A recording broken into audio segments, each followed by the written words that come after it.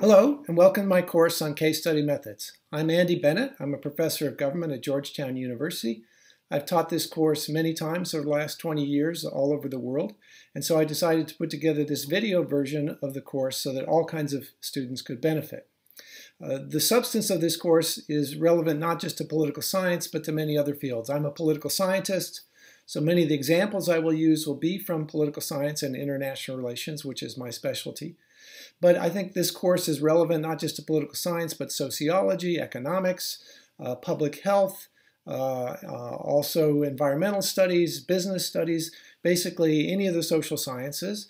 And indeed, many of the physical sciences also have aspects of qualitative or case study research in their logic and research design. So I think it's applicable to all kinds of students. There are also different ways that students and different groups of students could approach this course. So you might be just on your own and you could benefit from watching the videos, maybe doing some of the readings associated with this course. You can find my syllabus at Georgetown University or in the other courses I teach online. But I think it'll work better if you can find a group of students and do it together, because each of the videos leads into exercises or discussions. And if you do that with other people, you'll learn more than if you do it on your own.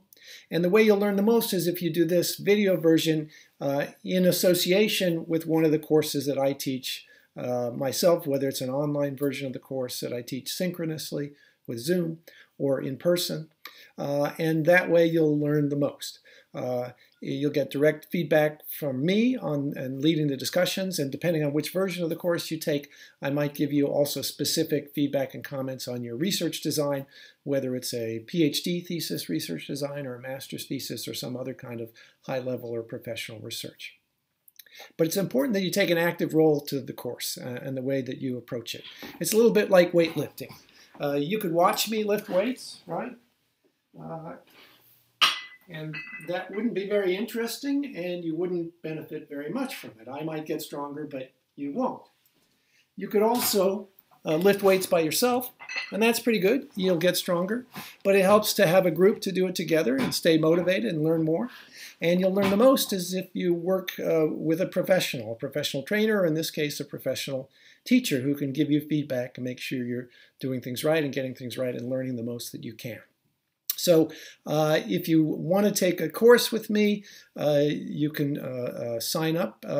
I teach it many times in the summer. I teach pretty much every summer at the Global School on Empirical Research Methods at St. Gallen University. You can just Google GSERM to find that course. I usually teach it at University of Oslo every summer. You could Google University of Oslo summer courses to find me there. I teach it also at the Institute for Qualitative and Multi-Methods Research, IQMR. You could Google that online and register for that and take my course there. And of course, I teach it at my own institution, Georgetown University, as well. So you could take the course in any of those venues, or as I said, you could just work through it on your own. I'm making it available for free online to students so that they can improve their own practices of qualitative research. Let me say something just very briefly to give you an overview of the substance of the course. I'll start off in this series of videos talking about the philosophy of science. That's the foundation for qualitative research methods. I'll then talk about some of the most common critiques of case study methods, some of the most common flaws in case study research designs, and some of the best uses and defenses of case study designs as well. We'll talk about many aspects of research design itself, very practical advice about how to select a good research question or puzzle, how to think about alternative explanations and their independent variables, and how to measure those. We'll talk about different kinds of case comparisons. We'll talk about case selection, and we'll talk about process tracing, which is a within-case method of research.